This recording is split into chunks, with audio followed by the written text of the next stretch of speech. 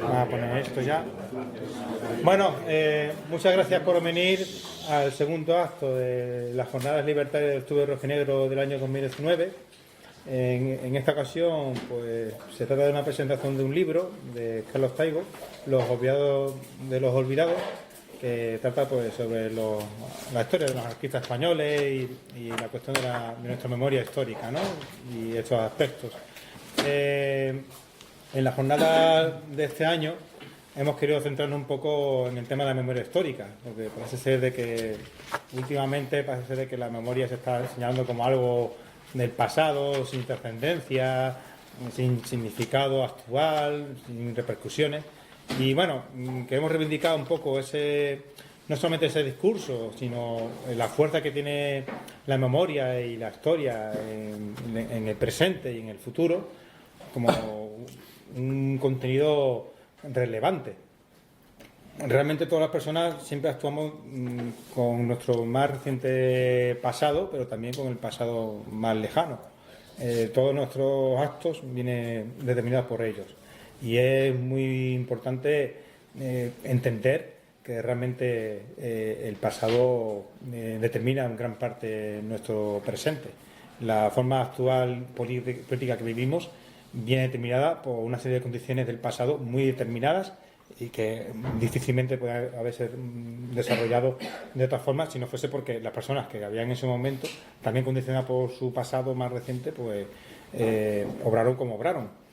Entonces, no es el único factor, pero realmente la memoria tiene una fuerza que es importante mencionar, y teniendo en cuenta de que lo quieren presentar últimamente como algo rancio del pasado o viejas heridas, el discurso está de la derecha, que realmente teme ese pasado, y como ese pasado tiene mucho más razón que ellos, se encierran en la simple descalificación de ese pasado como algo de personas extrañas a nosotros, como si nosotros no tenemos abuelos que nos hubiesen contado relatos o lo que realmente vivieron y lo que pasó hoy, y cómo eso que ellos vivieron tiene repercusiones sobre nuestras familias, ¿no?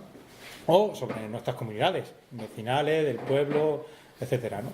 Es una realidad muy compleja. Entonces hemos querido centrarnos mucho en estas jornadas libertarias sobre pues esta cuestión, ¿no? Viene Gutiérrez Molina, pues hablar del anarquismo, la historia del anarquismo andaluz y su significado, y en este caso también pues hemos hablado también de la huelga de la canadiense con la obra de títere de abajo, para leer el 55, y bueno, también en noviembre vendrá Ferran Aisa para hablarnos concretamente de la huelga de la canadiense.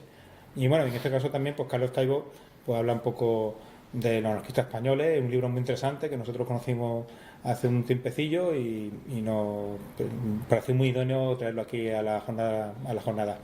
Tuvimos un pequeño problema, un problema en la fecha.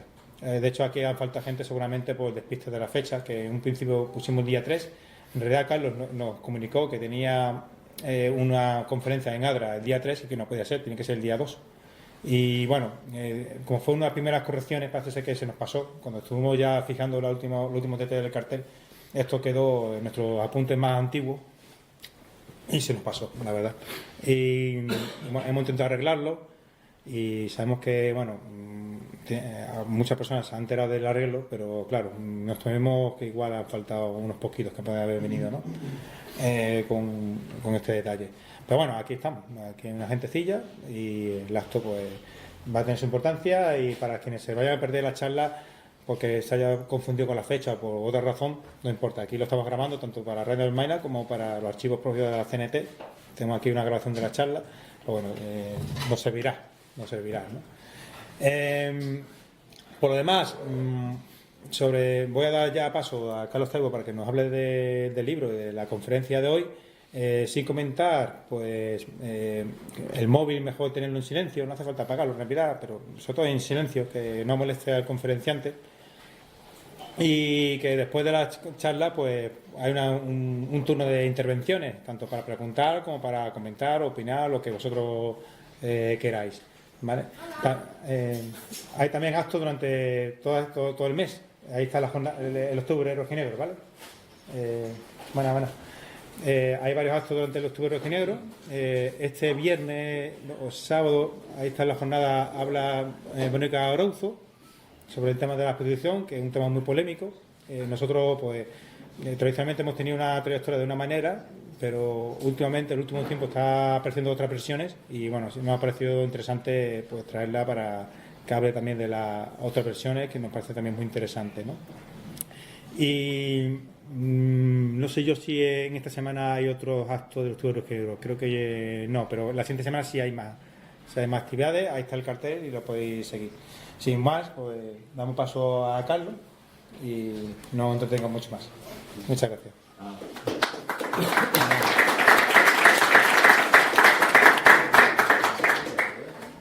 Pues muchas gracias, Fran, por tus palabras, y a los amigos y amigas de la CNT-AIT de Granada por esta invitación a compartir un rato con vosotros.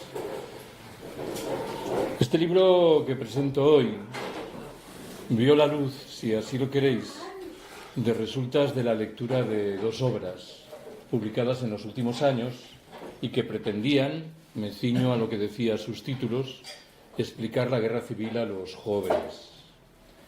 Una de esas obras, me vais a permitir que esquive los nombres de los autores, fue redactada por un escritor muy conocido y muy polémico, y la otra por dos personas conocidas en Madrid que durante un tiempo han estado en la órbita de Podemos. Debo aclarar que no son dos textos que simpatizasen en medida alguna con el franquismo. El primero creo que se ajusta mal que bien a la idea de que la década de 1930 fue un momento poco afortunado, del que conviene hablar cuanto menos mejor, y el segundo es una loa manifiesta, declarada, de la Segunda República. De la lectura de esas dos obras deduje que no les interesaba nada hablar del movimiento anarquista español, algo que me invita a concluir que esos dos libros se ajustaban mal que bien a los tres grandes criterios que lo que voy a llamar la cultura de la transición ha manejado en relación con el anarquismo.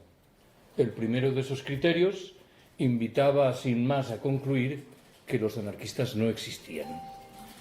Se sabe, claro, que estaban ahí, pero el discurso invitaba a eludir su presencia.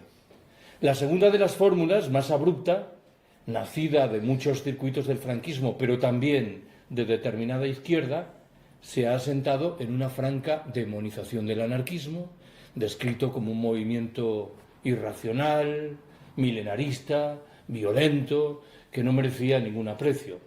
Y la tercera y última, probablemente la más peligrosa porque es la más tramposa, lo que ha hecho ha sido subsumir a los anarquistas en el carro general de los republicanos, a unas sabiendas de que los anarquistas no eran republicanos, lo cual acarreaba una visible manipulación.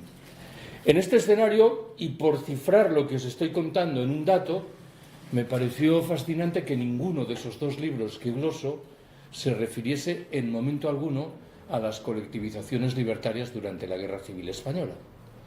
Si a mí alguien me preguntase qué es lo que me parece más atractivo de los 3 años de Guerra Civil, inmediatamente respondería que las colectivizaciones libertarias en el campo aragonés, en la industria catalana y en otros muchos escenarios, también, por cierto, aquí en Andalucía. Y era, repito la cláusula, muy llamativo que estos dos textos no mencionasen esas colectivizaciones. Se me ocurrió entonces que merecía la pena escribir una réplica, en el buen entendido de que mi réplica no deja de ser un tanto singular, habida cuenta de que uno inicia la escritura de un libro con un proyecto y luego el libro va adquiriendo vida propia. ¿En qué sentido lo digo? Este es un libro que no se ciñe exclusivamente a la guerra civil, que pretende abarcar el recorrido del anarquismo español desde el año 1868, cuando un italiano de la Internacional, Fanelli, visitó Madrid y Barcelona, hasta el momento presente, aunque sea dicho de paso, la guerra civil ocupa buena parte de su atención. En segundo lugar, este no es un libro concebido expresamente para los jóvenes, aunque creo que puede ser leído perfectamente por los jóvenes.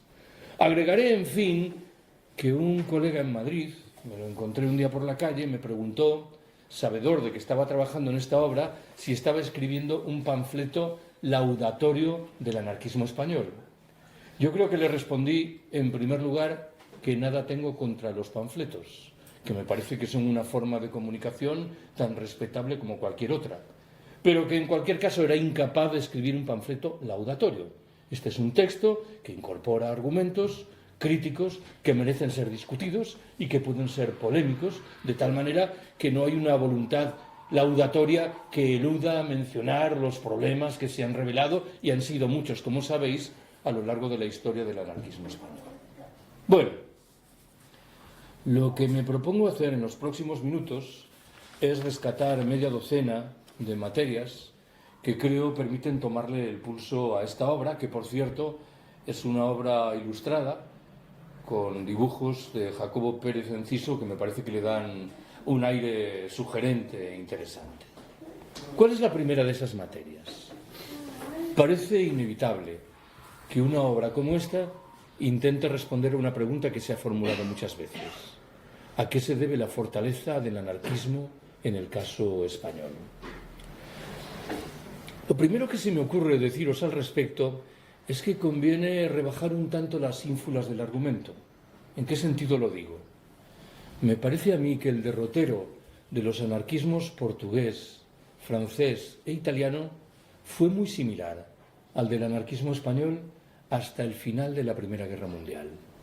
En los 4 casos que menciono, los 3 que acabo de citar más el español, se hizo valer una primacía de organizaciones anarcocolectivistas, hay quien dirá bakuниnistas. En estos 4 casos hubo periodos marcados por el despliegue de lo que se ha dado en llamar episodios de terrorismo, y en los 4 casos, en fin, se asentó lo que inicialmente era el sindicalismo revolucionario y más adelante el anarcosindicalismo. De hecho, creo yo que la quiebra de los anarquismos portugués e italiano no se debió tanto a carencias de esos movimientos como al hecho de que tanto en Portugal como en Italia triunfaron golpes de Estado que auparon a regímenes como el salazarismo en el primer caso y el fascismo en el segundo. Parecía que en España los hechos iban a discurrir por el mismo canal al calor de la dictadura de Primo de Rivera, pero lo cierto es que la irrupción posterior de la Segunda República le dio, es verdad, al anarquismo español una etapa de 20 años en la cual mantuvo una fortaleza que no se hizo valer en los otros casos que acabo de mencionar. Permitidme que subraye, sin embargo, que el argumento que he utilizado es un argumento aberrantemente eurocéntrico. Ignora que en el resto del planeta hubo países importantes en los cuales el anarquismo en las décadas de 1920 y 1930 fue hegemónico. Estoy pensando en casos como los de Argentina, Uruguay, Brasil o México, o estoy pensando de movimientos anarquistas muy fuertes como el de Sudáfrica, el de China, el de Corea o el de Japón. La incorporación de la casuística de todos estos países obliga, creo, a rebajar un tanto las ínfulas que invitan a concluir que el anarquismo español fue un fenómeno absolutamente inédito, incomparable con lo que ocurría en otros escenarios. Las cosas como fueren, me parece a mí que, intentando ser pedagógico, hay 3 grandes explicaciones sobre el porqué del relieve, pese a todo, del anarquismo español. La primera remite a un argumento que me parece perfectamente soslayable, el que vendría a decir que en el carácter nacional español, no sé muy bien lo que es esto, habría elementos que lo harían particularmente propicio a la aceptación de las ideas y de las prácticas anarquistas. Alguien tendría que explicar qué hay en el presunto carácter español que lo distingue del italiano, del portugués o del griego, y me temo que la respuesta no sería convincente. Una segunda explicación tiene su manifestación principal en la obra de un historiador británico, fallecido hace pocos años y de nombre bien conocido, Eric Hobsbawm.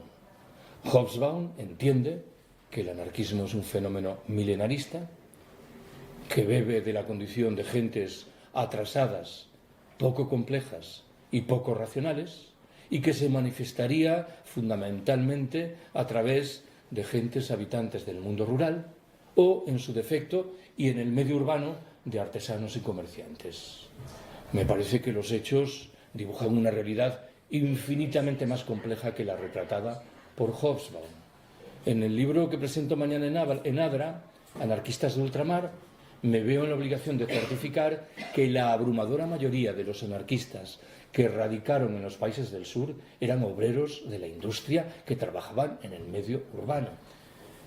Sabéis que el lugar del Estado español en el que el anarquismo adquirió mayor peso fue Cataluña, que era la parte más industrializada del país. E incluso en el caso andaluz, aunque en Andalucía el anarquismo se reflejó fundamentalmente en el mundo rural, la mayoría de los militantes vivían en realidad a mitad de camino entre el medio urbano y el rural. Trabajaban en el medio rural, pero comúnmente residían en centros que me voy a permitir calificar con alguna cautela de urbanos.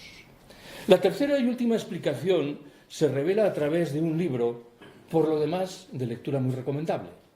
Me refiero al Laberinto español de Gerald Brennan. En realidad, la percepción de Brennan es muy similar a la de Hobsbawm, con un añadido importante, que identifica la debilidad congénita de la institución Estado, en el caso español, algo que habría explicado el auge de un movimiento contestatario de esa institución tan debilitada como el anarquismo. Me parece que es preferible que os lea un párrafo de mi libro para reflejar cuál es mi visión de la discusión correspondiente. Dice así: los libertarios acabaron por perfilar un movimiento poco dogmático, que sin un cuerpo teórico asentado y compartido se adaptaba con facilidad a escenarios y momentos dispares. Eficaz en términos de comunicación, con un estilo directo y sencillo, muy alejado del de la política al uso, ese movimiento habría sabido asumir formas a menudo diferentes en unos u otros lugares del país, en el medio urbano y en el rural, en los centros de trabajo y en los barrios. De resultas, habría mostrado un vínculo mayor con la realidad inmediata que con las teorizaciones de Bakunin o de Kropotkin. Se habría dotado, en suma, a partir de la década de 1910, de una organización de masas, la CNT, que habría acogido iniciativas muy diferentes. Así, en Cataluña, la parte más industrializada del país, se habría hecho valer una relación evidente entre el anarquismo por un lado y las capas intelectuales y el desarrollo científico y tecnológico por el otro.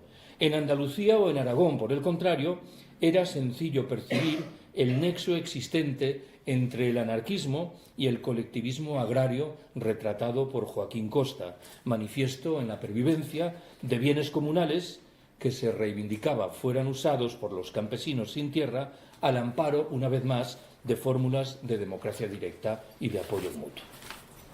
¿Cuál es la segunda observación que quiero haceros?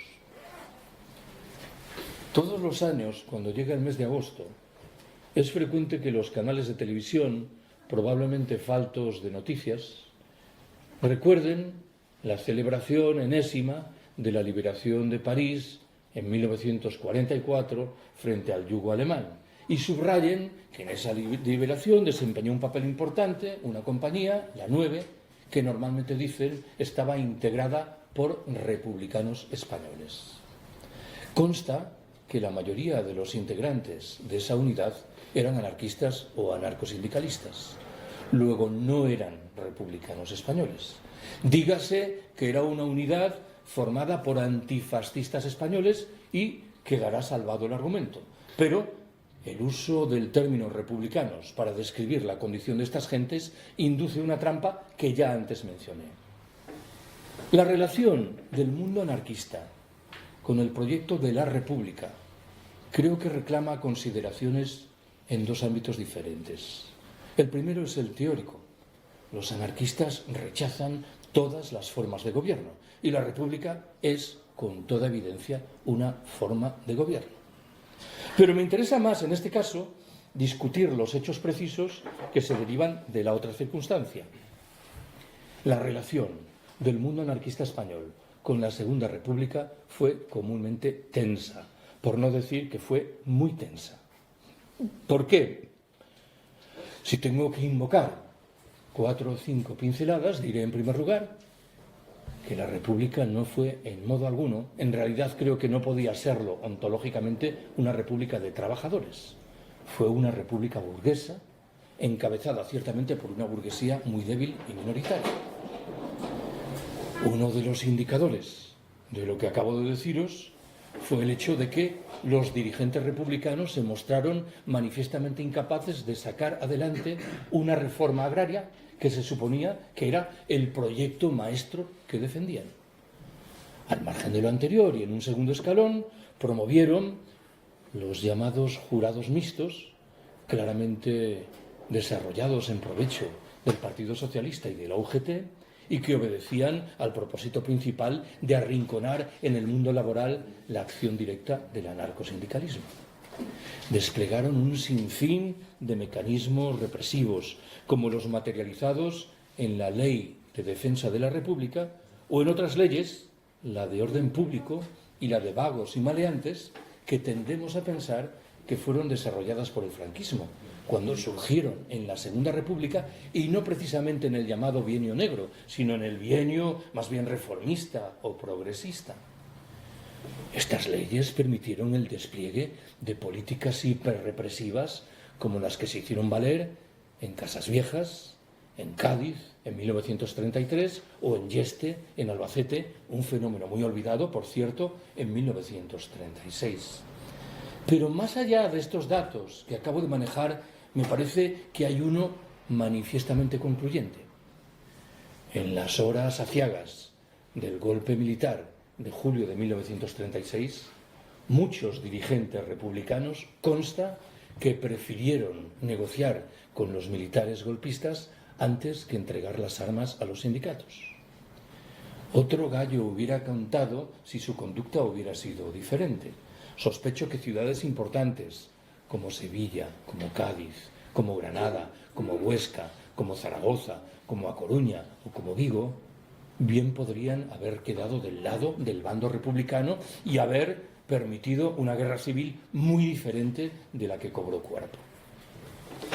Admitiré de buen grado que nada de lo que acabo de contaros invita a llegar a la conclusión de que la República fue un régimen tan nefasto como el franquismo.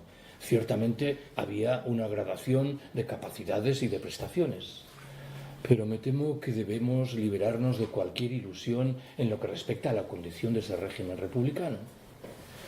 En este caso me limitaré a recordaros algo que remite este debate a la circunstancia presente. Portugal, Francia e Italia son repúblicas. No creo que su panorama político, económico y social sea ni mejor ni peor que el nuestro. Algo que me invita a concluir que ninguna de las discusiones importantes pasa por esta que nos invita a distinguir las presuntas virtudes de la República en comparación con la monarquía. ¿Cuál es la tercera apreciación que quiero haceros? Me interesa discutir una afirmación que tiene una presencia consistente y que viene a señalar que la CNT, durante la Segunda República, fue un modelo de organización de base, autogestionaria, asamblearia, horizontal, antijerárquica. ¿Qué es lo que creo yo conviene que digamos en relación con esa afirmación?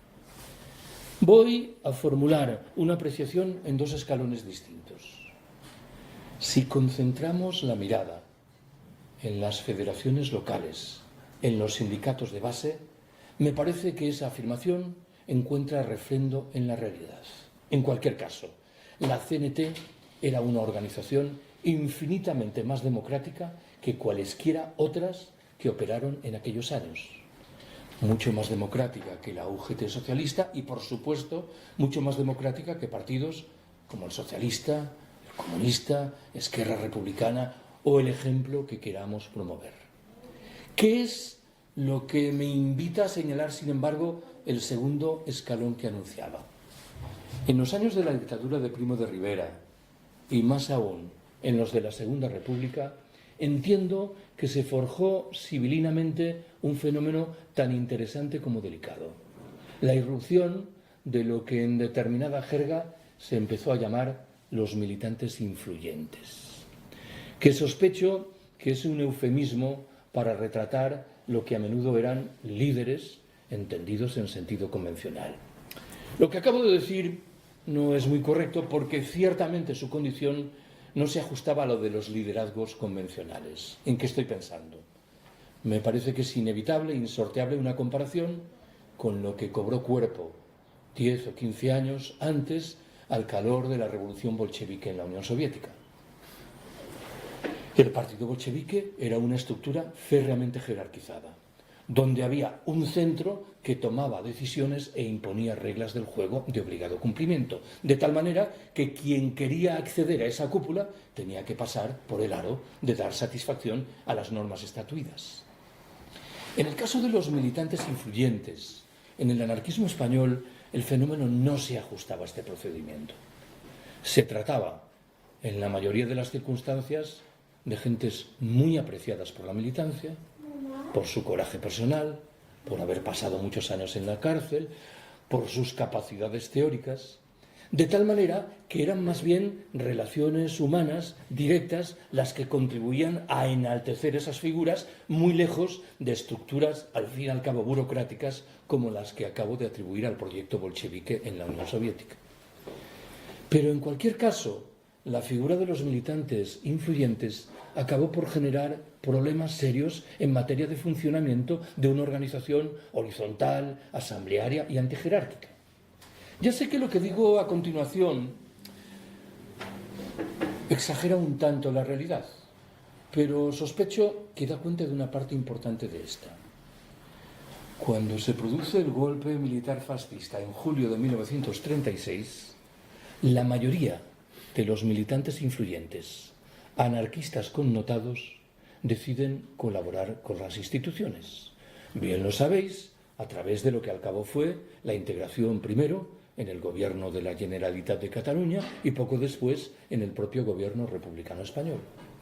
Y sin embargo, los militantes de base de la organización, que en muchos casos ni siquiera se autodescribían como anarquistas, llevan adelante una revolución social.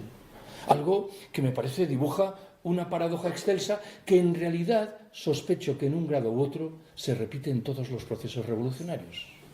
Esta idea de que las organizaciones asentadas son la vanguardia que lleva a los campesinos, al proletariado, a quien fuera, a la liberación, muchas veces se ve contestada por el hecho de que la gente común es más capaz de sacar adelante un proyecto revolucionario que los militantes asentados de organizaciones que mal que bien, y digámoslo así, han experimentado cierto proceso de burocratización.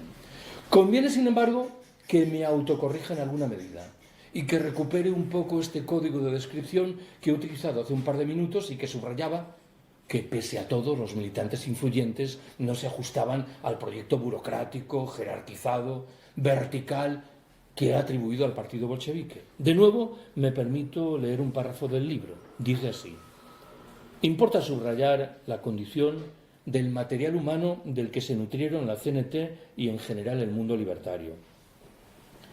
En él se dieron cita, de manera abrumadoramente mayoritaria, obreros autodidactos. Parece que el escritor soviético Ilya Ehrenburg dio en el clavo cuando se refirió en los siguientes términos a los anarquistas españoles de la década de 1930. Cita literal de Ehrenburg: el anarquismo de los sindicalistas españoles no es el anarquismo de los literatos de café, que mezclan a Bakunin con Stirner, la anarquía con el erotismo, la libertad con el libertinaje. Los anarquistas españoles acuden al banco de trabajo. Sus líderes no beben, ni frecuentan el barrio chino. El anarquismo español es una especie de orden religiosa de obediencia severa. ¿Cuál es la cuarta observación que quiero haceros? En los años de la Segunda República, la CNT fue, claro y fundamentalmente, un sindicato, pero a su alrededor se articuló un sinfín de iniciativas que obligaban a concluir que la actividad sindical era una parte importante, pero que se veía acompañada por otras que se desarrollaban en barrios y pueblos. Si tengo que retratar de manera rápida la condición de muchas de las redes generadas alrededor de la CNT, me permitiré identificar tres hechos interesantes. El primero es el peso ingente, desde mi punto de vista fascinante, que la cultura escrita ha tenido de siempre en el mundo anarquista, materializado en un sinfín de folletos, de revistas, de libros, un fenómeno que en realidad llega hasta hoy. Creo que uno de los elementos vivificadores del mundo anarquista en los últimos años son los encuentros del libro anarquista que han ido desplegándose tal vez en un centenar de localidades. Permitidme que eche mano en este caso de una comparación que me parece sugerente. ¿Cuántos libros publica cada año el Partido Comunista de España? 3, 4. ¿Cuántos libros se publican en el mundo libertario? Un par de centenares. Me parece que es un fenómeno muy llamativo. Esto que os digo, sin embargo, conduce a una reflexión paralela sobre un debate interesante. Y yo creo que al cabo la discusión correspondiente ha sido trabajada poco. La relación del anarquismo español anterior a 1936 con los intelectuales fue comúnmente tensa. Es verdad que el anarquismo español acabó por segregar sus propios intelectuales. Quiero recordaros que es cierto que algunos escritores de renombre, como Unamuno, Azorín o Julio Camba, pasaron por etapas anarquistas o anarquizantes en su juventud. Etapas que entiendo las más de las veces fueron de un anarquismo fundamentalmente estetizante. Es verdad que algunos escritores conocidos, en etapas más maduras de su vida, estoy pensando en Sender o en León Felipe, algo tuvieron que ver con el magma del movimiento anarquista. Pero los datos que acabo de manejar invitan a concluir que la relación entre ese mundo y el mundo de los intelectuales fue muy débil. Permitidme que intente retratar esto de la mano de un dato preciso. No creo que me equivoque mucho si afirmo que los 3 grandes escritores cuyo nombre se identifica con la Segunda República mantuvieron una relación escasa, por no decir nula, con el mundo anarquista. Estoy pensando en primer lugar en Antonio Machado. Es verdad que publicó algún poema en Solidaridad Obrera durante la Guerra Civil. Nada más. El segundo ejemplo es el de vuestro paisano Federico García Lorca. García Lorca era un señorito, no nos engañemos. Y era difícil que se relacionase con un mundo, tengo que retomar el título del libro, Los olvidados de los olvidados, la mugre de la sociedad, la gente más marginal, como el que reflejaban las organizaciones anarquistas. Admitiré de buen grado que el tercer caso es más conflictivo. Me refiero a Miguel Hernández. Es verdad que Miguel Hernández era un escritor de origen popular, pero el hecho de que prácticamente desde el principio se relacionase con el Partido Comunista de España, es verdad que era una relación, hemos ido descubriéndola, un poco equívoca, dificultaba una aproximación con el mundo anarquista. La circunstancia que estoy invocando ahora cambió abruptamente en 1968 al calor del Mayo francés, cuando se abrió camino una relación distinta del mundo anarquista con los intelectuales. Pero me importa rescatar una idea que acabo de manejar. Creo que en realidad no hemos tomado nota de manera profunda de cuál era el desprecio que las capas dirigentes de la sociedad española, y entre ellas los escritores, sentían por el mundo anarquista. Seguimos viendo las cosas como una relación ciertamente nebulosa, difusa, pero la tensión estaba claramente ahí. Una segunda manifestación de esa vida que trascendía lo meramente sindical fue la creación en abril de 1936 de un movimiento extremadamente interesante. Hablo de Mujeres Libres. Hace un par de años publiqué una monografía sobre el anarquismo ruso y movimientos afines en los años anteriores y posteriores a las revoluciones de 1917. El anarquismo ruso, por muchos conceptos, fue un fenómeno muy interesante, pero en el terreno que invoco ahora, el de las mujeres y sus derechos, sus aportaciones fueron muy reducidas, hasta el punto de que uno está obligado a concluir que, paradójicamente, algunos segmentos del propio partido bolchevique fueron más allá que los propios anarquistas. Afortunadamente en España no ocurrió esto. Mujeres Libres surgió para subrayar que junto a la revolución social general había que articular una revolución que liberase a las mujeres. Surgió ciertamente también para denunciar la condición aberrantemente patriarcal de la sociedad española del momento, pero también para poner el dedo en la llaga de cómo los códigos patriarcales se revelaban en el propio mundo anarquista y anarcosindicalista. Me parece que aún hoy uno lee muchos de los textos de Mujeres Libres y descubre que son de una actualidad rutilante, que el tiempo, y esto algo nos quiere decir, no ha pasado por ellos. Rescato una tercera manifestación, la última, de esa cultura que trascendía el mundo estrictamente sindical. Seguro que alguna de las personas que estáis aquí habéis leído ese libro espléndido, maravilloso, de Chris Elam, titulado La lucha por Barcelona, que es una historia de la Barcelona anarcosindicalista del primer tercio del siglo XX. Yo llevo años defendiendo la construcción de espacios autónomos, autogestionados, desmercantilizados y ojalá despatriarcalizados. En la Barcelona de 1930, vaya que si existían esos espacios, en forma de barrios enteros en los cuales la Guardia Civil no se atrevía a entrar. Muchas de las herramientas de movilización social que creemos haber inventado en los últimos años eran practicadas espontáneamente por nuestras abuelas y abuelos anarquistas y anarcosindicalistas. Los scratches, por ejemplo.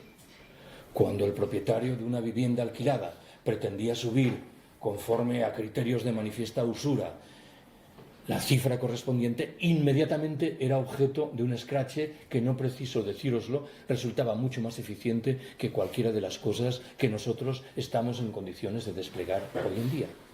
Chris Elam, en esa obra, afirma, y yo creo que lleva toda la razón, que la cultura obrera alternativa más sólida de cuantos se rebelaron en Europa antes de la Segunda Guerra Mundial cobró cuerpo manifiestamente aquí, al calor de lo que hicieron nuestras abuelas y abuelos anarquistas y anarcosindicalistas.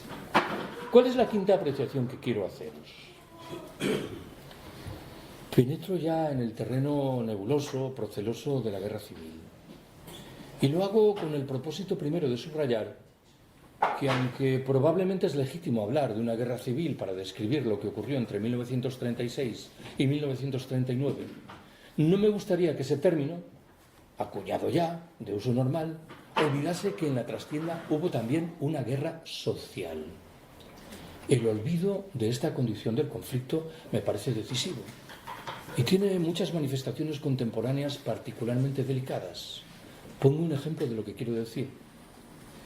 Esta plaga contemporánea, que son los tertulianos de las radios y de las televisiones, e incluyo en ella a los tertulianos de izquierdas, creo que se equivoca palmariamente al asumir un terreno de juego que olvida la dimensión de guerra social de la guerra librada entre 1936 y 1939.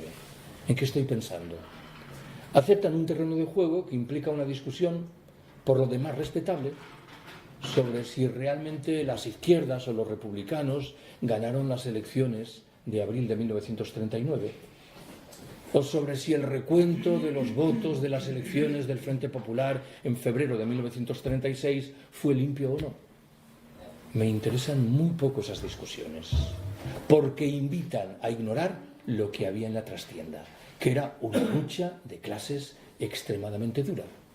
Cuando los militares se sublevan en julio de 1936, ¿qué están haciendo? Intentar restaurar el orden. Intentar restaurar un orden descaradamente en provecho de las clases dirigentes de la sociedad española. Y si uno ignora esta dimensión, está olvidando lo principal, no lo anecdótico. Esto que os cuento ahora remite también a un debate que creo que se asienta en una presunción que merece la pena discutir. Esa idea, mil veces expresada, de que la Guerra Civil Española fue una especie de antesala de la Segunda Guerra Mundial. Pues no. Admito que, conforme a determinada lectura de los hechos, pude defender uno esa tesis, pero la dimensión de guerra social que estaba claramente presente en la Guerra Civil Española no estaba tan claramente presente en la Segunda Guerra Mundial, que entiendo yo que fue fundamentalmente una guerra entre imperios.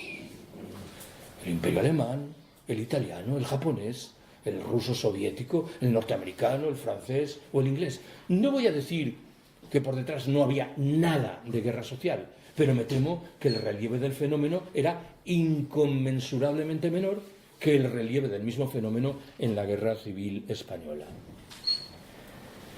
No existe ninguna historia oficial de la CNT, Y supongo que esto es más bien una ventaja que un inconveniente.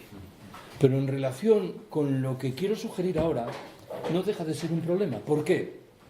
Porque un fenómeno que mencioné hace unos minutos, la participación de lo que entonces se llamaba la CNT-FAI, primero en el gobierno de la Generalitat de Cataluña y después en el propio gobierno republicano español, sigue suscitando todavía hoy polémicas. Tengo yo la impresión de que tanto aquí como fuera de las fronteras españolas, la mayoría de los anarquistas consideran que esa participación fue un craso error. Yo, entre ellos. Ojo, no estoy emitiendo un juicio moral sobre las personas que decidieron participar. Nada más lejos de mi intención que demonizar a una figura honrada como la de Joan Peiró, que pudiendo haberse integrado en el aparato sindical del franquismo, decidió ofrecer su vida y fue ejecutado en 1940, si no me equivoco. Nada más lejos de mi intención que demonizar a estas gentes. Pero me parece que en este caso el razonamiento es casi silogísmico. ¿Cómo justificó la CNT-FAI la participación en esos gobiernos? Con el deseo de garantizar que las unidades confederales recibiesen las armas que necesitaban, con el propósito de hacer otro tanto con la financiación de esas unidades,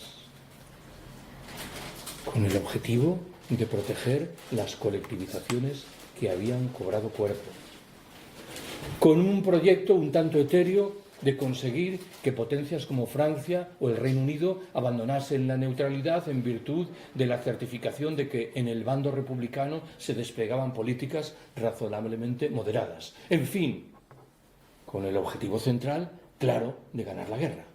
Salta a la vista que ninguno de estos objetivos fue satisfecho en virtud de la participación de la CNT y de la FAI en los gobiernos que acabo de mencionar. Las unidades confederales padecieron un déficit endémico de armas. Su financiación fue raquítica.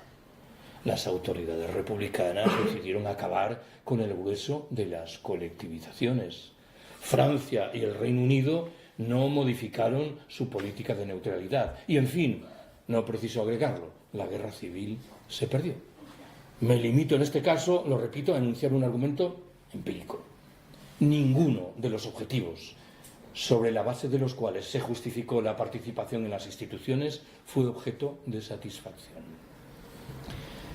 No quiero dejar en el olvido, en este caso, el hecho paradójico de que buena parte de la historiografía oficial siga pensando, sin embargo, que el Partido Comunista de España realizó un trabajo muy serio en provecho de la unidad del bando republicano. Los hechos desmienten esta afirmación de manera palmaria. El Partido Comunista acabó, como sabéis, con una pequeña fuerza comunista disidente como era el POUM, el Partido Obrero de Unificación Marxista. Consiguió dividir en dos al Partido Socialista, separando el sector largo caballerista del sector prietista.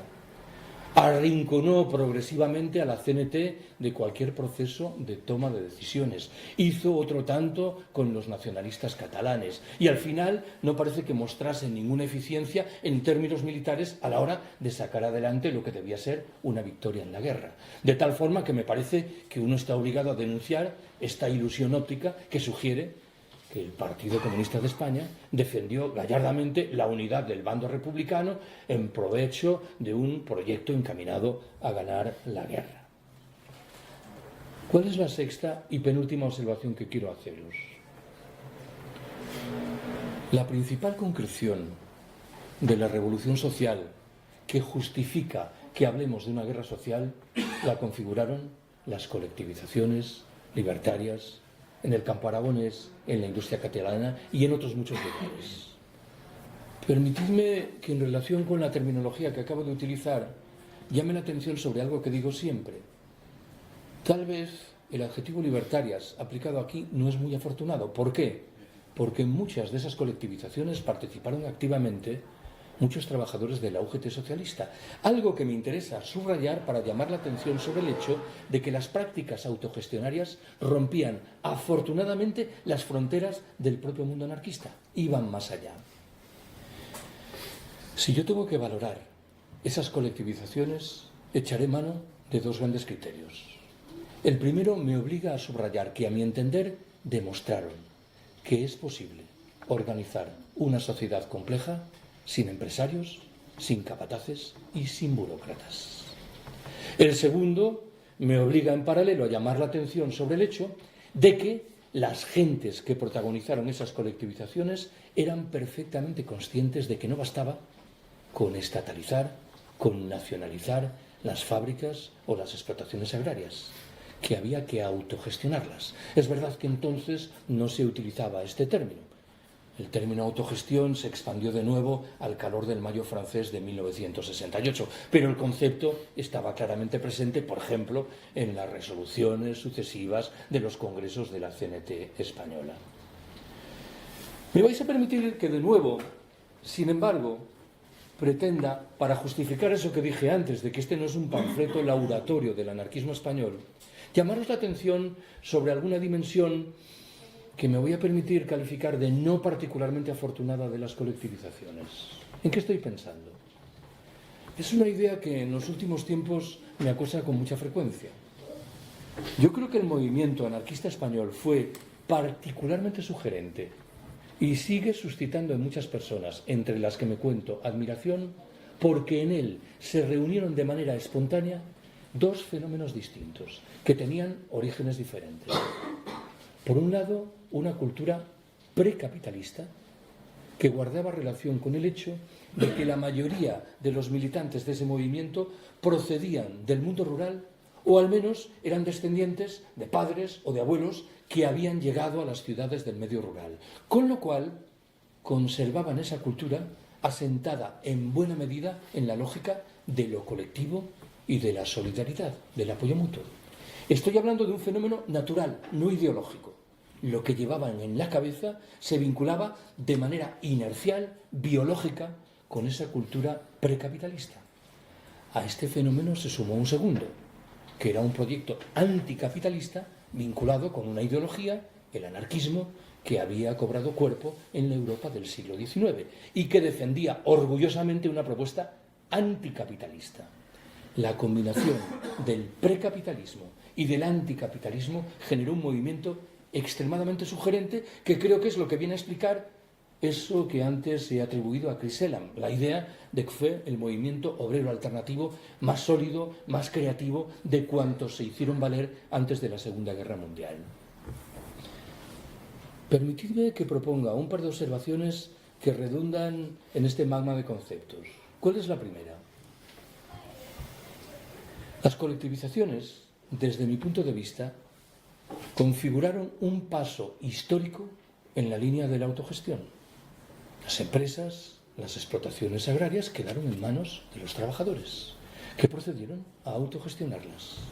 Pero, sin embargo, y de manera llamativa, no se dio un segundo paso que intuyo que hoy nos parecería insorteable. ¿A qué me refiero? La mayoría de las empresas colectivizadas en Cataluña, en esencia, siguieron produciendo lo mismo que producían antes. En algunos casos, en realidad, las cosas fueron para peor, porque a menudo fueron objeto de reconversión en provecho de la industria militar, con lo cual no siguieron produciendo lo que hacían antes, sino algo, en determinada lectura legítima de los hechos, algo peor. ¿Por qué digo que hoy nos parecería que aquí hay un problema objetivo? Si tuviésemos la oportunidad de colectivizar las industrias en Andalucía, una de las preguntas primeras que tendríamos que hacernos es ¿qué vamos a producir en estas industrias? ¿Vamos a seguir fabricando fragatas y corbetas para los emires saudíes en los astilleros de Navantia en Cádiz? Obviamente tendríamos que hacernos esta pregunta.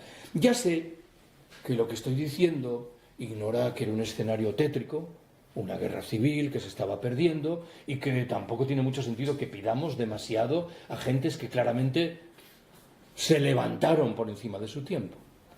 Permitidme que retrate esto de la mano de una historia moderadamente humorística. Hace 1 año y medio me invitaron a dar una charla en Olot, en Girona, cerca del Pirineo. Y me explicaron que en 1936 la CNT era el sindicato abrumadoramente mayoritario en la comarca, de tal manera que procedió a colectivizar toda la actividad industrial y comercial. El grueso de la actividad industrial lo configuraba en aquel momento la imaginería religiosa, la producción de estatuas, de retablos, de confesionarios, de altares. Y yo, con enorme ingenuidad, pregunté, claro, y una vez colectivizadas estas empresas, ¿qué empezaron a producir? Y me respondieron, pues estatuas, altares, retablos, confesionarios. Claro, mi lectura fue, por un lado, quemábamos las iglesias y por el otro, reponíamos las piezas dañadas. Bueno, la explicación técnica es que la mayoría de esa producción se destinaba a la exportación camino de Francia, de Alemania o de Inglaterra. Pero creo que retrata bien lo que estoy subrayando. Propongo un segundo ejemplo que bebe del otro, de la cultura precapitalista.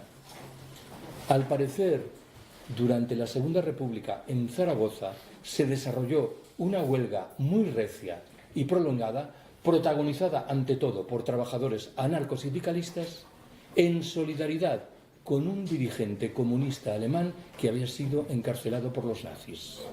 Permitidme que rebobine. No estoy hablando de una huelga por razones laborales, que reclamaba incrementos salariales o reducciones en la jornada de trabajo. Estoy hablando de una huelga en solidaridad y además, por añadidura, con un responsable que respondía a una corriente ideológica distinta con la que las relaciones eran comúnmente tensas. Pongo un ejemplo de lo mismo.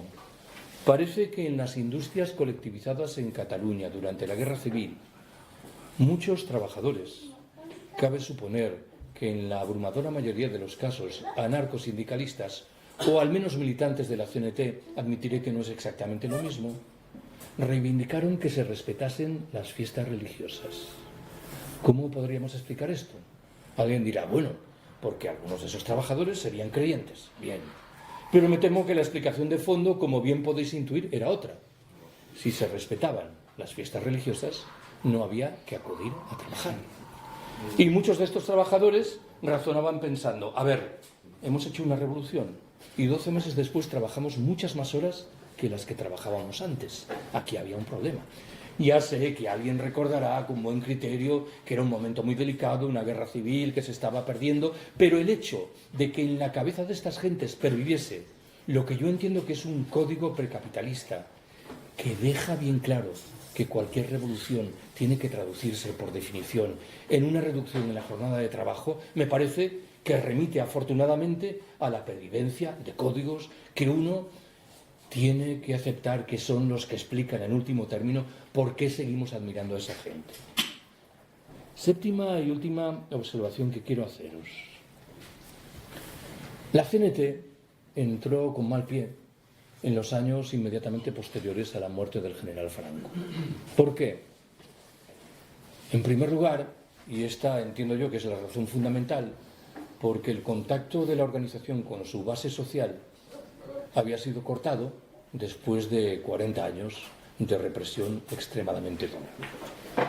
Al margen de lo anterior, bien lo sabéis, las divisiones internas en aquel momento eran muy agudas.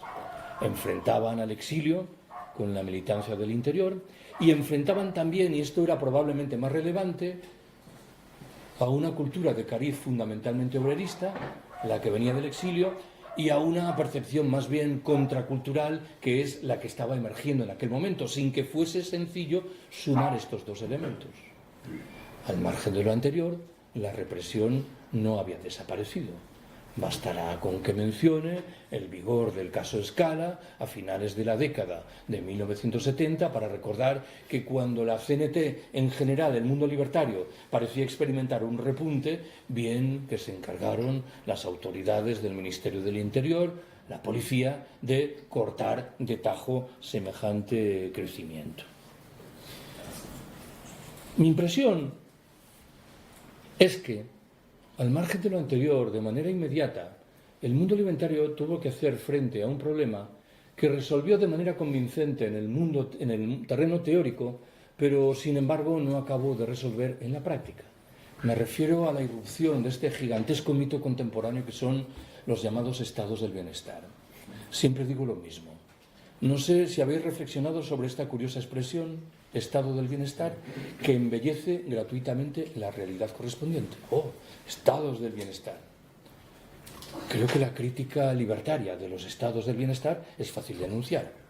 Son formas de organización económica y social propias del capitalismo y desconocidas por completo lejos de este. Dificultan hasta extremos inimaginables el despliegue de prácticas de autogestión desde abajo.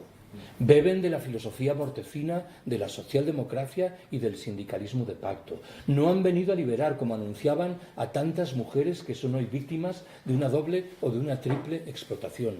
No tienen ninguna condición ecológica solvente, tanto más cuanto que la figura Estado del Bienestar emergió en un momento histórico, la llamada era del petróleo barato, que visiblemente ha tocado a su fin. En fin, no muestran ninguna condición solidaria con los habitantes castigados, preteridos, explotados de los países del sur. Repito lo que he dicho hace un momento. Esta percepción libertaria creo que estaba anclada en nuestras cabezas, pero sus consecuencias en la práctica no se hicieron valer. De tal manera que esto se sumó a eso que he descrito hace un par de minutos como el procedimiento de entrar con mal paso en una etapa nueva.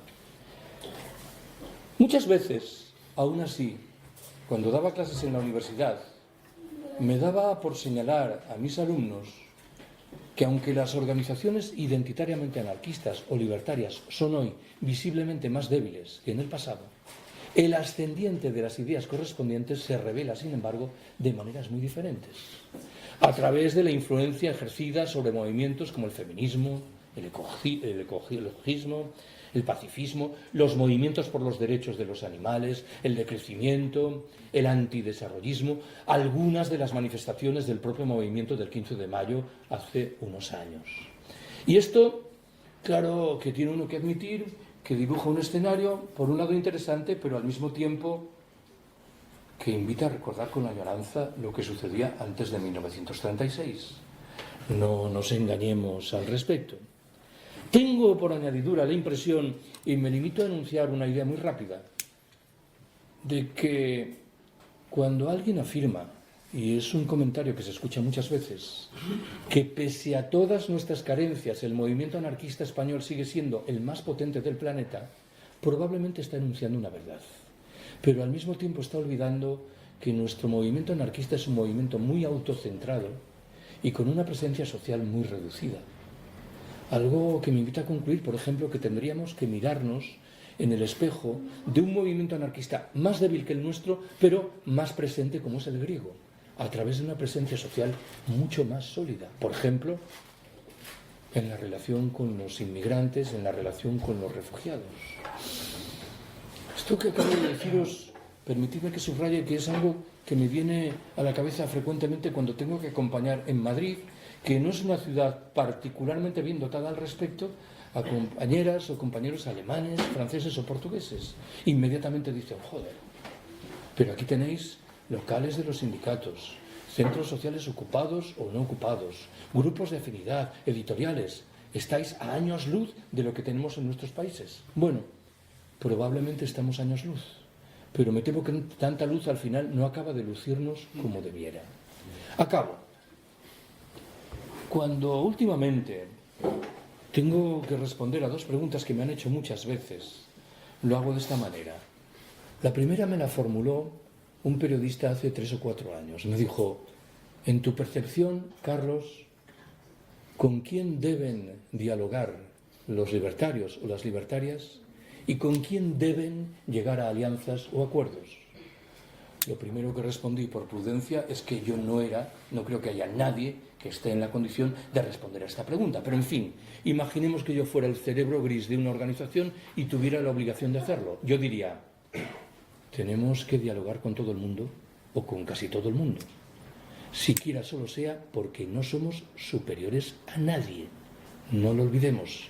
Este rictus de superioridad testosterónica que a menudo asume el mundo libertario, conviene que lo alejemos. Y porque de todo el mundo se puede aprender.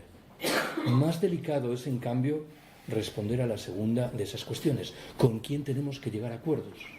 Yo respondí diciendo, con aquellas personas y organizaciones que creen en la autogestión y la practican y que son moderadamente conscientes del riesgo de un colapso general del sistema que padecemos. Esto me parece que cierra muchas posibilidades de alianzas. Quien defiende la autogestión sabe que esa defensa, si es cabal, si es seria, obliga a rechazar el juego de las instituciones. Lo he dicho 1000 veces, cualquier espacio ganado por la autogestión es un espacio perdido por las instituciones y viceversa. Agregaré que no conozco ningún ejemplo de que un espacio autogestionado sea defendido de manera cabal y prolongada desde las instituciones. Y conozco muchos ejemplos de lo contrario. ¿Cuál es la segunda pregunta que quería glosar? Bueno, a veces me dicen, ¿por qué, Carlos, pese a todo, pese a un escenario tan tétrico como el que arrastramos, sigo manteniendo alguna esperanza? Por 2 razones. La primera, porque a mi entender, la conciencia de la proximidad del colapso puede provocar reacciones interesantes en una parte de la población de los países ricos del norte. Y algo como esto puede generar respuestas interesantes que hoy no estamos en condiciones de imaginar. La segunda, porque sospecho que pese a lo que acabo de decir, nuestra cabeza está tan corroída por la lógica mercantil del capitalismo que nuestra capacidad de salir de esto es muy limitada. Y sin embargo, en los países del sur hay mucha gente mucho menos corroída por esa lógica mercantil que empieza a aportar proyectos, iniciativas tan interesantes como los que han cobrado cuerpo en el último cuarto de siglo en Chiapas, en México, o como el experimento que se está desarrollando al calor del llamado confederalismo democrático en Rojava, en Siria. Me parece que tenemos que empezar a mirarnos en el espejo de estas iniciativas porque probablemente van a aportar respuestas que, repito, acaso nosotras infelizmente no estamos en condiciones de desplegar. Gracias por haberme escuchado.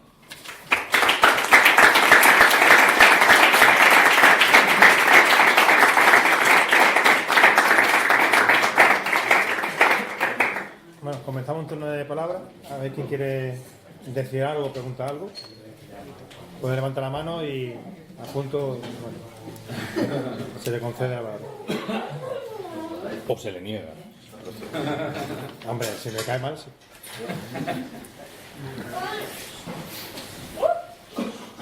Nadie quiere decir.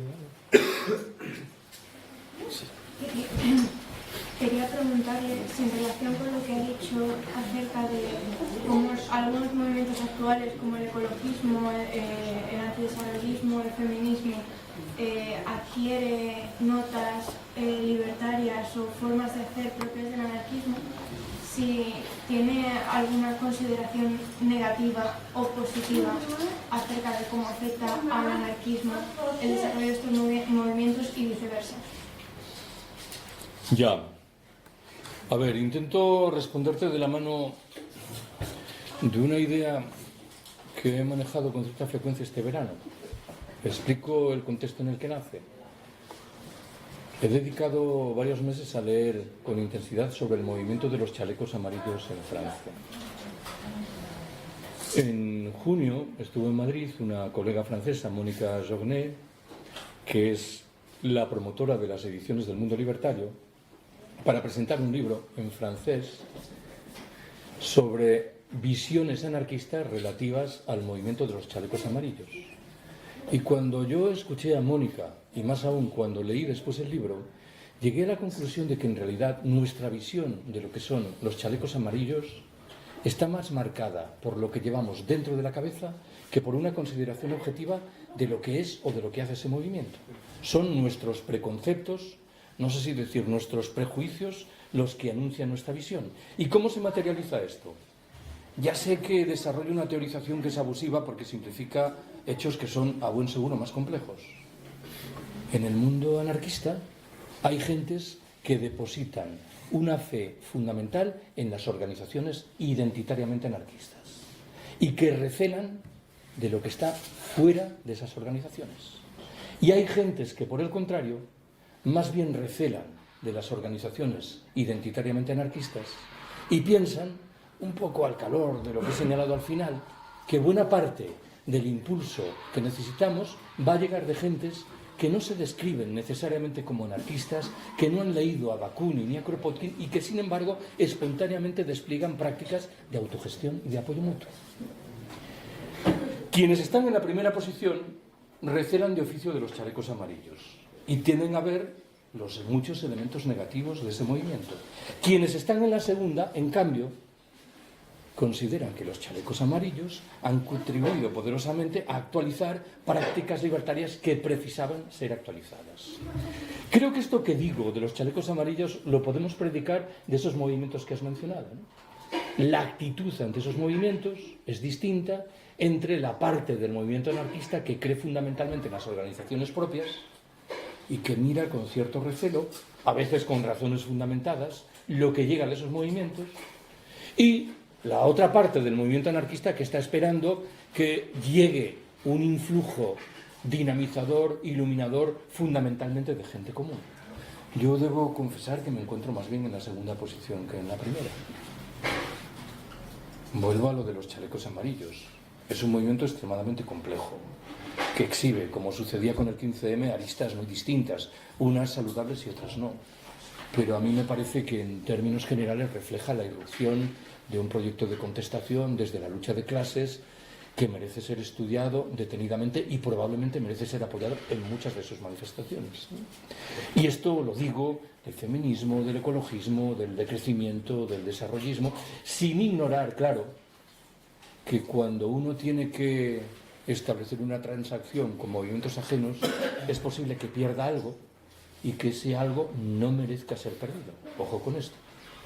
Alguien de todas maneras me reprochará que no hay nadie que crea a pies juntillas en las organizaciones identitariamente anarquistas, de la misma manera que no hay nadie que, en sentido contrario, crea a pies juntillas en la capacidad creadora de la gente común.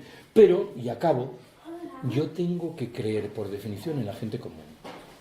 Permitidme que subraye la formulación verbal de la que he echado mano. No estoy diciendo que crea en ella, estoy diciendo que tengo que creer. ¿Por qué? Porque si no, todo lo que vamos a hacer es el enésimo proyecto vanguardista de gentes que se despegan tanto de la realidad que al final, sospecho, no contribuyen un ápice a modificar esa realidad. Por eso, ontológicamente tengo que creer en la capacidad de la gente común. Y me parece que el ejemplo que propuse antes de la guerra civil es ilustrativo de esto, cuando señalé que muchos de los anarquistas formados se adaptaron al juego institucional y, curiosamente, muchas de las gentes de abajo desplegaron una revolución social. Bueno, pues me temo que en todos los procesos revolucionarios uno puede identificar señales de esto.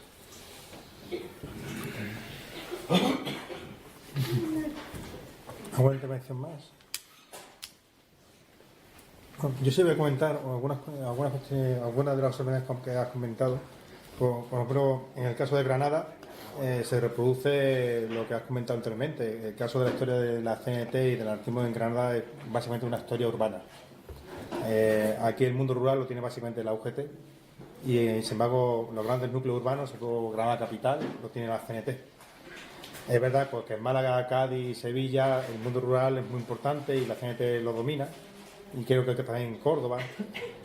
Huelva, más bien las minas, y Huelva capital, básicamente, y bueno, Jaén sí es verdad que es el campo, pero bueno, que es una realidad mucho más compleja, y en el caso de Granino es sobre todo un fenómeno urbano, ¿vale? Y a veces con industria, ¿no? Estamos hablando de la industria, de la fábrica, la metalúrgica de Los Roca, ¿no? Que estaba en el Paseo de las Bombas, las fábricas textiles que había por la vecina, etcétera, ¿no?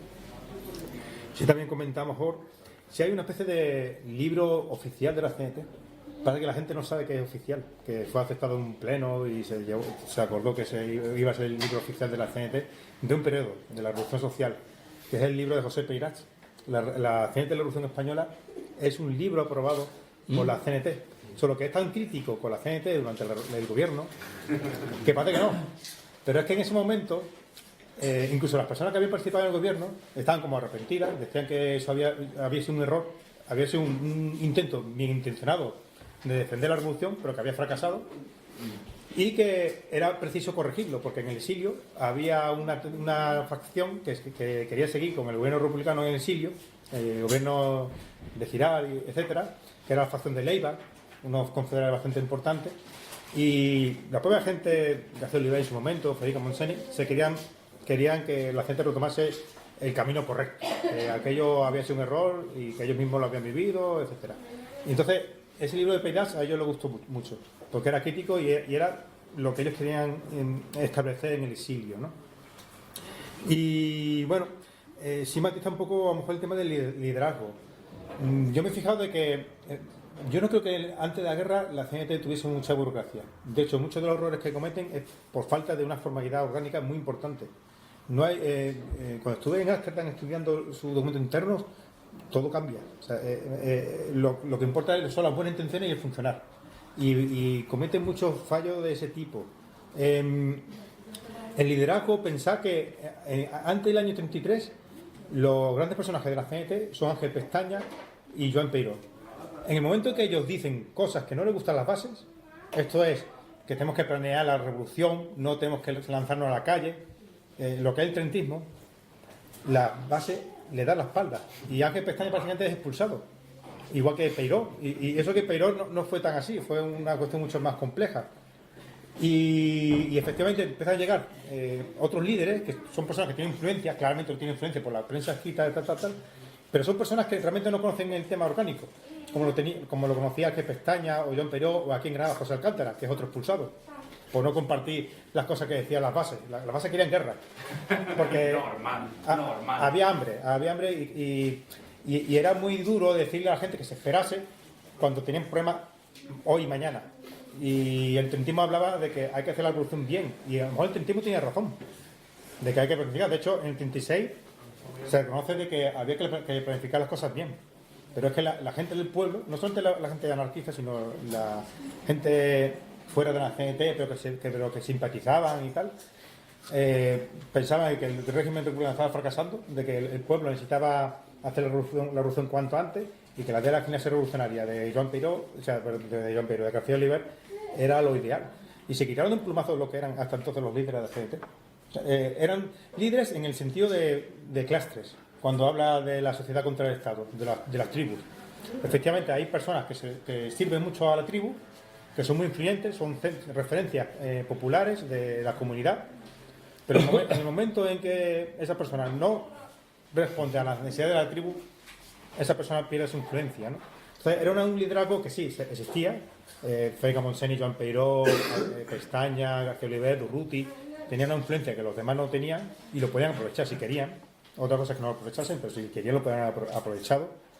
Y había una influencia sin duda, pero que la base no tenían ningún escrúpulo alguno en quitárselo de encima en algún momento dado, ¿no? A ver, hago tres observaciones, Fran. La primera, tomo nota de lo de Peirats. Yo no sabía que ese libro era una suerte de historia oficial. Me parece muy sugerente, además, que la historia oficial se volviese en cierto sentido contra quienes la encargaron, ¿no? Porque la tesis que se defendía no era la que esperaban que se defendiese. Lo segundo, cuando tú hablabas del anarquismo en Granada, yo soy gallego, me ha venido a la memoria el caso del anarquismo gallego. El anarquismo gallego tenía una presencia muy notable. De hecho, según leí en un momento determinado, A Coruña era la capital de provincia española en la cual la relación entre la CNT y la UGT era más descarada en provecho de la CNT, en términos porcentuales. Era la capital de provincia más cenetista del país. ¿Dónde se asentó el anarquismo en Galicia? Y ratifica la tesis contraria a la de Hobsbawm. En la minería, ante todo la minería del wolframio. 2, entre los trabajadores del mar, los pescadores, los estibadores, los astilleros. Y 3, en algunas de las pocas fábricas que había en el país, como la tabacalera de A Coruña. Esto es el modelo contrario a ese que describe un movimiento campesino, de artesanos y de comerciantes. En realidad, admitiré que lo de la presencia del anarquismo en el mundo campesino gallego es más problemática. ¿Por qué? Porque en Galicia había un movimiento muy sugerente, el agrarismo, que fue un movimiento de masas en el primer cuarto del siglo XX y que en una de sus modulaciones tenía una clara vertiente libertaria, aunque no organizada dentro de la CNT. Con lo cual, había también en ese terreno, y esto es importante subrayarlo, porque cuando yo critico las tesis de Hobsbawm, en modo alguno estoy intentando subrayar que el anarquismo era un movimiento urbano y que esto fuese un marchamo de... A mí me parece que uno de los elementos delicados precisamente de la presencia del anarquismo en muchos países es que su arraigo en el mundo rural fue reducida. cuando la perspectiva revolucionaria del anarquismo siempre se ha sentado en la idea de que los campesinos, a diferencia de lo que dicen la abrumadora mayoría de las corrientes derivadas del pensamiento de Marx, deben ser un cimiento revolucionario principal. Tercero y último, no tengo nada que oponer a lo que dices, solo hago una matización. En realidad yo pienso que cuando he descrito el magma en el que surgían esos militantes influyentes, estaba llamando la atención en que por detrás no había un fenómeno burocrático. Solo se me genera una duda. Cuando la CNT-FAI entra en las instituciones republicanas durante la Guerra Civil, se genera un fermento de burocracia que ahí se revela como un problema objetivo. Es decir, lo que no había antes de la guerra, la participación, alguien diría que casi era inevitable, ¿no?, en instituciones burocráticas, acaba por generar un fenómeno de burocratización de la propia organización. Pero lo demás creo que tienes toda la razón. Sí, una burocracia muy problemática también. Sí. Yo quería plantear un poco a la idea de que el anarquismo, o sea, en generalmente urbano, es un poco la contradicción que choca con la tesis del decrecimiento, ¿no? Y a mí me pasa mucho, por ejemplo, aquí en Granada, que me da la sensación de que al final, pues claro, si el anarquismo quiere ser práctico y quiere de verdad mostrar una realidad visible y que sea loable para la gente, tiene que estar en una sociedad mucho más descomplejizada que en la urbana. Y entonces a mí me da la sensación, como bien pasa aquí, o como han dicho en el Estado español, que aquí en Granada hay muchos espacios autogestionados, hay varios colectivos que se mueven y funcionan, tenemos la radio, hay bibliotecas, hay librerías y un montón de cosas, pero siempre en un ambiente muy endogámico. No sale a la realidad de la ciudad. Y luego también pasa que los movimientos de transición ecológica, que beben mucho del decrecimiento y por tanto del anarquismo, que no se definen así como han mencionado antes, y en los cuales estoy participando, siempre me doy cuenta de que al final pasan a ser una opción secundaria y no una alternativa, porque los ritmos estructurales de la ciudad que te pisan constantemente hacen que tenga una franja de tiempo libre muy breve para hacerlo de militancia o de activismo, como lo entienda cada persona, y entonces al final eso siempre se ve pisado año tras año, y pasa mucho aquí en Granada, que es una ciudad muy fluctuante de estudiantes, de Erasmus, de turistas, muy estacional. Y eso al final como que siempre pisa toda iniciativa política. De hecho pasa también que en muchos movimientos políticos llega julio, la gente se tiene que ir por motivos de estudios, de trabajo y tal, vuelve en septiembre y no queda nadie de ese movimiento y se tiene que reestructurar. Entonces esa contradicción de que el anarquismo sea un movimiento muy urbano, porque realmente en los pueblos, por ejemplo, en el contexto de Andalucía, muy difícil ver algún conato de eso, y la contradicción de eso, y que el anarquismo exige en sí una descomplejización de la sociedad. Entonces esa contradicción hace que sea muchas veces muy estresante y que te genere mucha impotencia al ver cómo esos ritmos siempre te pisan la lucha o te pisan los proyectos que quieras crear, ¿no? Y era un poco simplemente plantear esa contradicción.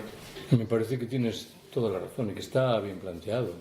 A ver, cuando yo tengo que describir cuál entiendo que es la apuesta de los movimientos por la transición ecosocial, echa mano de 6 verbos: decrecer, desurbanizar, descomplejizar, destecnologizar, despatriarcalizar y descolonizar nuestras sociedades. Me parece que salta a la vista que la mayoría de estos verbos tienen que ver con la reconstrucción de la vida campesina. Permitidme que utilice este término, campesino. Hace unos meses, en un debate sobre soberanía alimentaria en Albacete, escuché con mucha atención, realmente fascinación, a un hombre de un pueblo de Albacete, 400 habitantes, que se describió orgullosamente como campesino. Dijo: yo no soy un agricultor. Lo del agricultor remite al lenguaje tecnocrático de la política agraria común de la Unión Europea. Alguien que se ratificaba orgullosamente como campesino. Pero tienes razón que nuestros movimientos anarquistas, libertarios, autogestionarios son fundamentalmente movimientos urbanos. Ojo, esas gentes que viven fuera del mundo libertario y que practican espontáneamente la autogestión y la democracia directa, muchas veces sí que están en el mundo rural. Y esto creo que debería dibujar una línea estratégica decisiva. Tenemos que acercarnos a estas gentes. Subrayo, no para atraerlos a las organizaciones anarquistas, que sería un ejercicio un poco chusco de proselitismo, ¿no? Sino para impregnar mutuamente las relaciones. Lo que estoy diciendo ahora me recuerda poderosamente a lo que tuve la oportunidad de palpar cuando escribí ese libro que mencioné antes, Anarquistas de Ultramar. ¿Cómo se produce en las 3 últimas décadas del siglo XIX y en las 3 primeras del siglo XX la relación entre los anarquistas que llegan de Europa a los países del sur y comunidades indígenas que en muchos casos despliegan espontáneamente prácticas libertarias siempre en el mundo rural? Pues la relación es muy dispar. En muchos casos es nula, en algunos es tensa y en determinados lugares como México, Bolivia, Perú, Ecuador, en cambio es una relación de mutua vivificación que a mí me parece extremadamente interesante. Hay que aprender de eso. Pero habría otra manera de plantear lo que tú has dicho y consiste en establecer civilinamente una identificación entre lo urbano y lo sindical. Ojo con esto, porque los sindicatos libertarios son fundamentalmente fuerzas que operan en el mundo urbano. Y esto plantea, claro, retos teóricos y prácticos muy duros si realmente uno quiere adentrarse en la línea de la descomplejización de nuestras sociedades. Parece que el discurso sindical, incluso el discurso anarcosindical, está poco preparado para esto. Es un discurso que infelizmente, aunque en el terreno teórico vaya por otros caminos, está tan impregnado de la lógica del salario y del empleo que dificulta sensiblemente imaginar un mundo distinto, ¿no? Yo admito de buen grado que este es uno de los problemas centrales que tenemos por delante. ¿Cómo conseguimos imaginar un mundo bueno, ¿cómo se diga esto? Desde las ciudades, cuando somos los primeros agentes de la complejización, ¿no?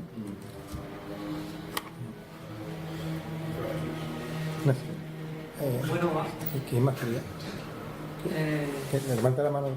Sí, habla, Ignacio. antes, ¿no? Cuando has repasado un poco el último capítulo de la historia, bueno, cuando has entrado a hablar de la historia en el periodo de la reconstrucción, ¿no? Después del franquismo, has señalado algunas causas, ¿no? que como fueron una diferencia, ¿no? generacional entre anarquistas del interior y anarquistas del exilio, ¿no?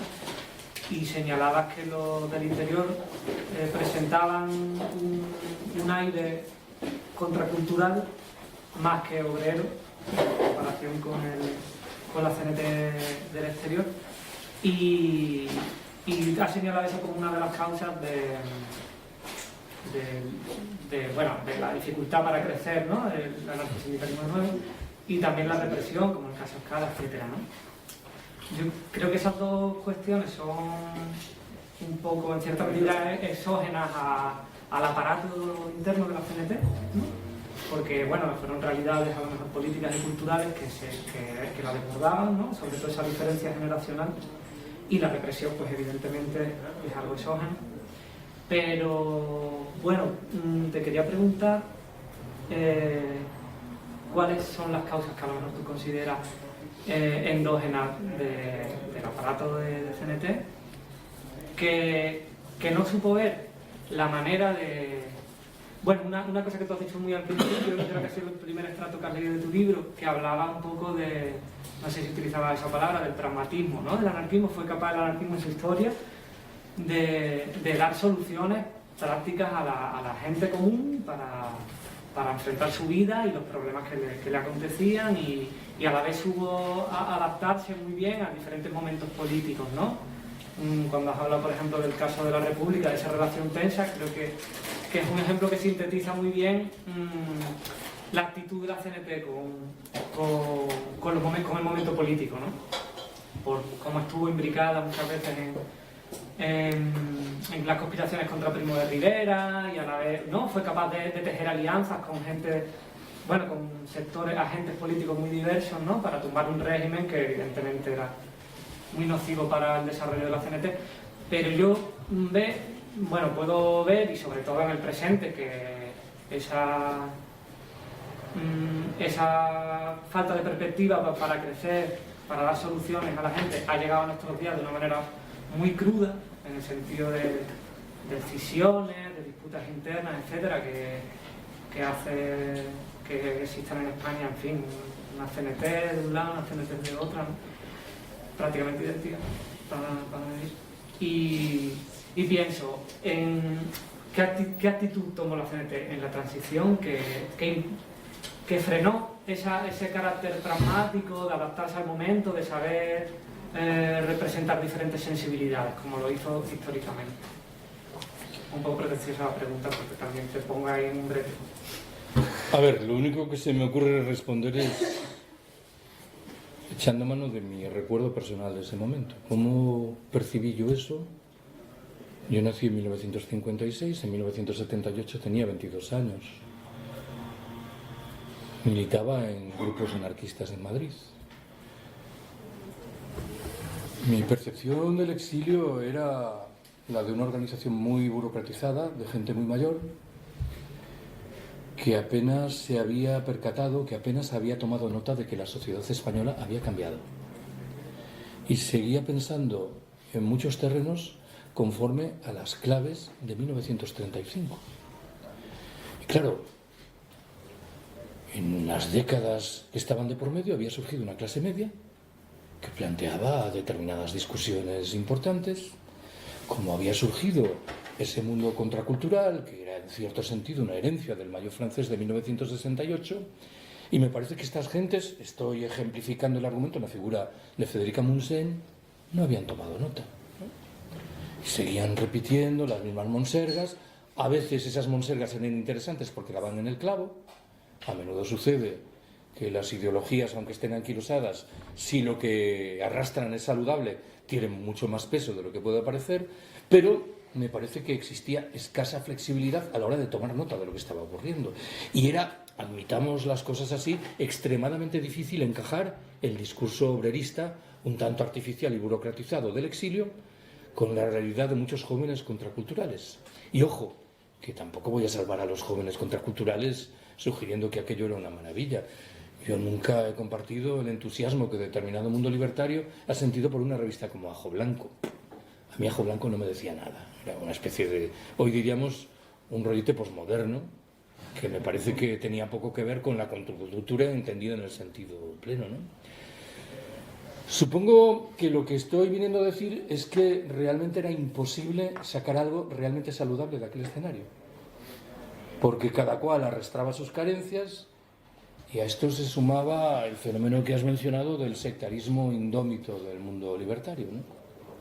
Que parece que nos invita a concluir que quien tenemos al lado es el enemigo mayor, y lo digo de A y de B y de C. Me viene ahora a la memoria el experimento fallido que recordaréis, porque tuvo algún peso, si no estoy equivocado, en Granada, de apoyo mutuo hace unos años. Yo acudí a varias de las asambleas preparatorias de apoyo mutuo en Madrid y me pareció que aquello olía bien. ¿Por qué? Porque no bebía del sectarismo histórico de cerrar puertas a este o al otro. Había gentes de organizaciones muy dispares. Claro, cuando al cabo de 6 meses se produce la primera escisión que separa, no eran los nombres exactos, pero permitidme la ironía, separa a Apoyo Mutuo Madrid de Madrid Apoyo Mutuo, porque esto era así, uno se queda perplejo, tanto más porque quienes estábamos un poco en el ajo teníamos grandes problemas para identificar las divergencias. Y en este caso me parece que ni siquiera tenía demasiado sentido invocar distancias personales, confrontaciones, porque no era esto, ¿no?